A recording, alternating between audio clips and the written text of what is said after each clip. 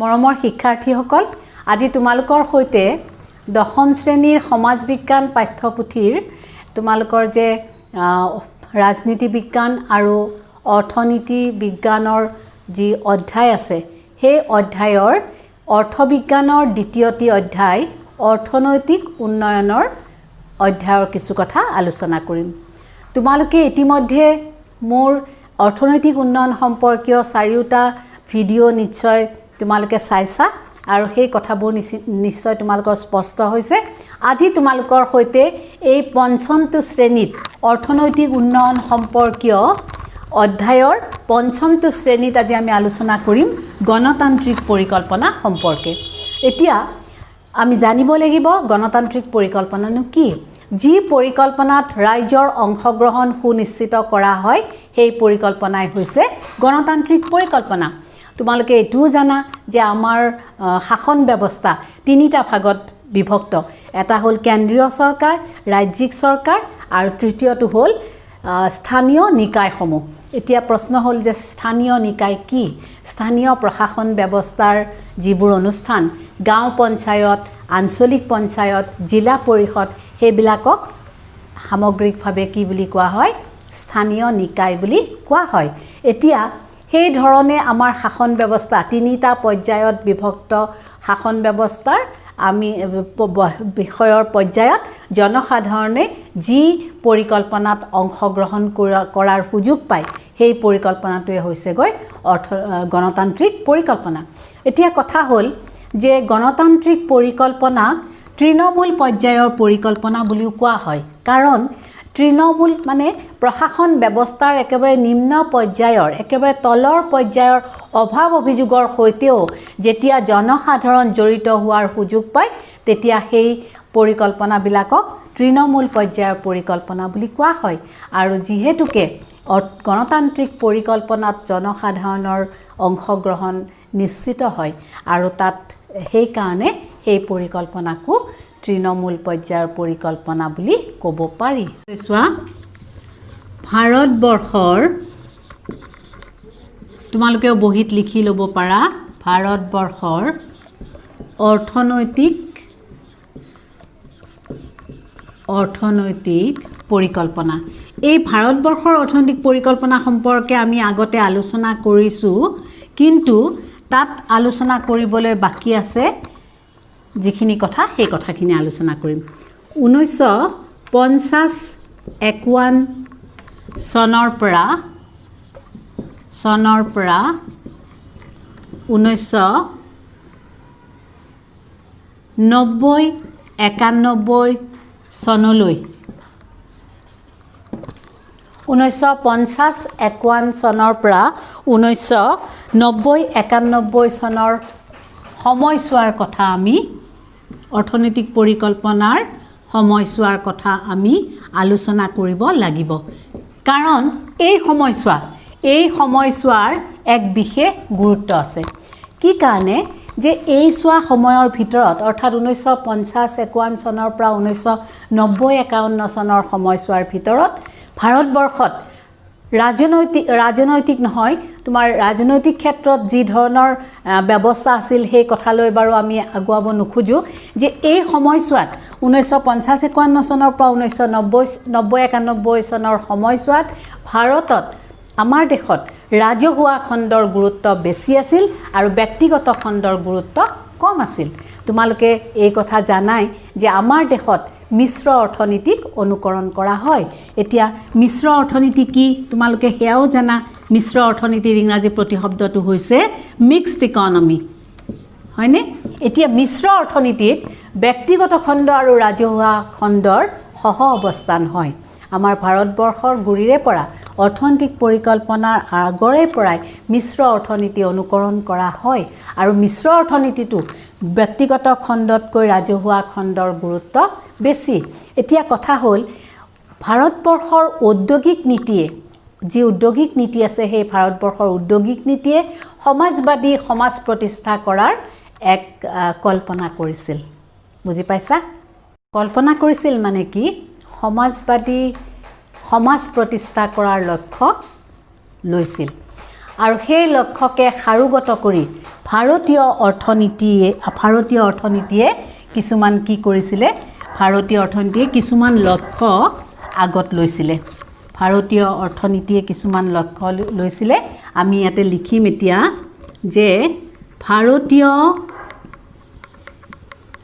অৰ্থনীতিৰ বৈশিষ্ট্য ভাৰতীয় অৰ্থনীতিৰ বৈশিষ্ট্য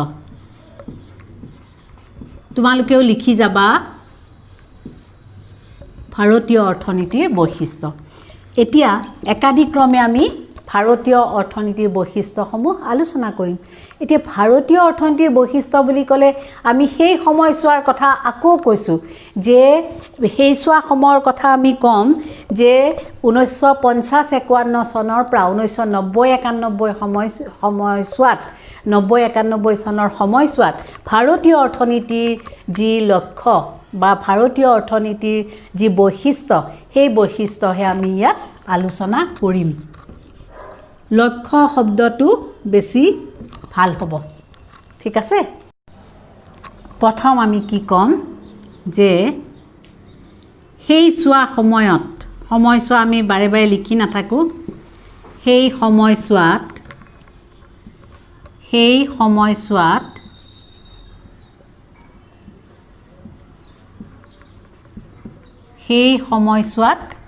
আমি সেই সময়ছোৱাটো ইয়াতে লিখি থৈছোঁ ভাৰতীয় অৰ্থনীতিৰ মূল লক্ষ্য আমি এতিয়া লিখিম যে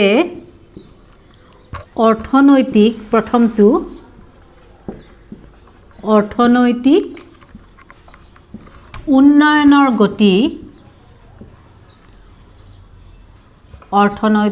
উন্নয়নৰ গতি ক্ষীপ্ৰ কৰি তোলা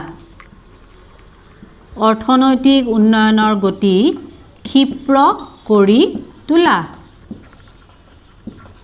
এইটো হৈছে 1950-51 চনৰ পৰা 1990-91 চনৰ সময়ছোৱাত ভাৰতীয় অৰ্থনীতিয়ে নিৰ্ধাৰণ কৰি লোৱা মূল লক্ষ্য তাৰে প্ৰথম লক্ষ্যটো আমি লিখি দিলোঁ যে অৰ্থনৈতিক উন্নয়নৰ গতি ক্ষীপ্ৰ কৰি তোলা তিনিটা মূল লক্ষ্য আছে এতিয়া দ্বিতীয় লক্ষ্যটোলৈকে গৈছোঁ দ্বিতীয় লক্ষ্যটো হ'ল আধুনিক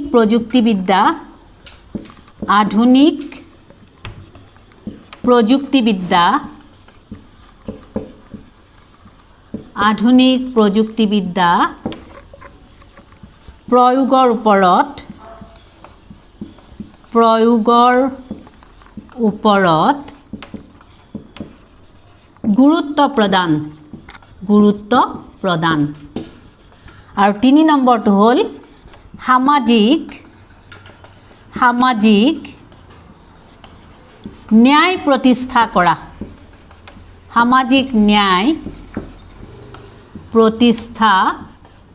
কৰা এই তিনিটা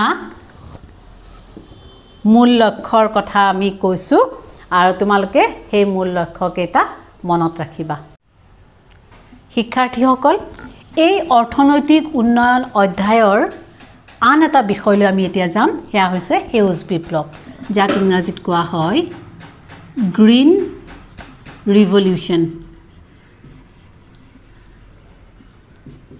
ঠিক আছে এতিয়া চোৱা 60ৰ দশকৰ মাজভাগত আমাৰ দেশত সেউজ বিপ্লৱৰ সূচনা হৈছিল এতিয়া জানিব লাগিব সেউজ বিপ্লৱনো কি আধুনিক প্ৰযুক্তিবিদ্যা প্ৰয়োগ কৰি কৃষিৰ ক্ষেত্ৰত যি পৰিৱৰ্তন সাধন কৰা হয় তাকেই কোৱা হয় সেউজ বিপ্লৱ আকৌ কৈছোঁ শুনিবা আধুনিক প্ৰযুক্তিবিদ্যাৰ প্ৰয়োগ কৰি কৃষি ক্ষেত্ৰত যি পৰিৱৰ্তন আনিবলৈ চেষ্টা কৰা হয় বা পৰিৱৰ্তন আনা হয় তাকেই কোৱা হয় সেউজ বিপ্লৱ এতিয়া কথা হ'ল আমাৰ দেশৰ মাত্ৰ দুখন ৰাজ্যতহে সেউজ বিপ্লৱে বিশেষভাৱে প্ৰভাৱ পেলাবলৈ সক্ষম হৈছিল সেই ৰাজ্য দুখন আছিলে পঞ্জাৱ আৰু হাৰিয়ানা এই দুখন ৰাজ্যতহে বিশেষভাৱে সেউজ বিপ্লৱে প্ৰভাৱ পেলাবলৈ সক্ষম হৈছিল ঠিক সেইদৰে মাত্ৰ দুবিধ শস্যৰ ক্ষেত্ৰতহে সেউজ বিপ্লৱৰ সূচনা হোৱা বুলি সেউজ বিপ্লৱ সেই দুই শস্যৰ ক্ষেত্ৰত হৈছিল ধান আৰু ঘেঁহু গতিকে সকলো ৰাজ্যতে আৰু সকলো শস্যৰ ক্ষেত্ৰত যদি সেউজ বিপ্লৱৰ সূচনা কৰিব পৰা যায় তেনেহলে নিশ্চয় আমাৰ দেশে অধিক প্ৰগতিৰ দিশত আগবাঢ়ি যাবৰ কাৰণে সক্ষম হ'ব শিক্ষাৰ্থীসকল এইবাৰ আহিছো আমি ভাৰতবৰ্ষৰ পৰিকল্পিত অৰ্থনৈতিক উন্নয়নৰ দ্বিতীয় সময়ছোৱালৈ প্ৰথম সময়ছোৱা আমি আগতে উল্লেখ কৰিছোৱে যে 1950-51 চনৰ পৰা 1990-91 চনলৈ এয়া হ'ল প্ৰথম সময়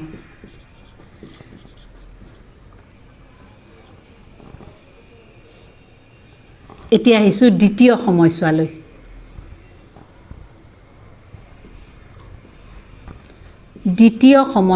আহিছো দ্বিতীয় সময় মনত ৰাখিবা এই যে দ্বিতীয় সময়ছোৱাৰ কথা কৈছো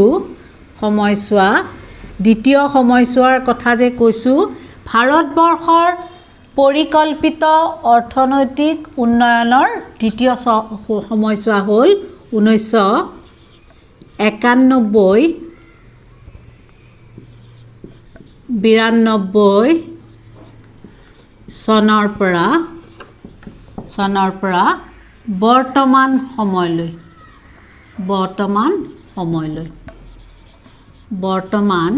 সময়লৈ এই দ্বিতীয় সময় কৈছো এই সময়ছোৱাত ভাৰতীয় অৰ্থনীতিৰ ক্ষেত্ৰত এক গুৰুত্বপূৰ্ণ পৰিৱৰ্তন সাধিত হৈছিল সেই গুৰুত্বপূৰ্ণ পৰিৱৰ্তন কি আছিল জানানে এই সময়ছোৱাত ৰাজহুৱা খণ্ডৰ গুৰুত্ব কমিছিল আৰু তাৰ পৰিৱৰ্তে গোলকীকৰণ তাৰ পিছত উদাৰীকৰণ আৰু বিশ্বায়নৰ গুৰুত্ব বৃদ্ধি পাইছিল মনত থাকিব যে এই 1991-92 চনৰ পৰা বৰ্তমান সময়লৈ ভাৰতৰ পৰিকল্পিত অৰ্থনৈতিক উন্নয়নৰ দ্বিতীয় সময়ছোৱাত ভাৰতীয় অৰ্থনীতিৰ ক্ষেত্ৰত এক গুৰুত্বপূৰ্ণ পৰিৱৰ্তন সাধিত হৈছিল আৰু তোমালোকে যদি মোক সোধা যে সেই পৰিৱৰ্তন কি আছিলে সেই পৰিৱৰ্তন আছিলে কি যে এই সময়ছোৱাত ৰাজহুৱা খণ্ডৰ গুৰুত্ব কমি গৈছিল হ্ৰাস পাইছিল তাৰ পৰিৱৰ্তে গোলকীকৰণ উদাৰীকৰণ আৰু সেই সময়ছোৱাতে গোলকীকৰণ উদাৰীকৰণ আৰু ব্যক্তিগতকৰণৰ গুৰুত্ব বৃদ্ধি পাইছিল মনত থাকিব গতিকে ইয়াৰ পিছৰ শ্ৰেণীত আমি ব্যক্তিগতকৰণ গোলকীকৰণ আৰু এইফালে তোমাৰ উদাৰীকৰণ সম্পৰ্কে বিস্তৃতভাৱে আলোচনা কৰিম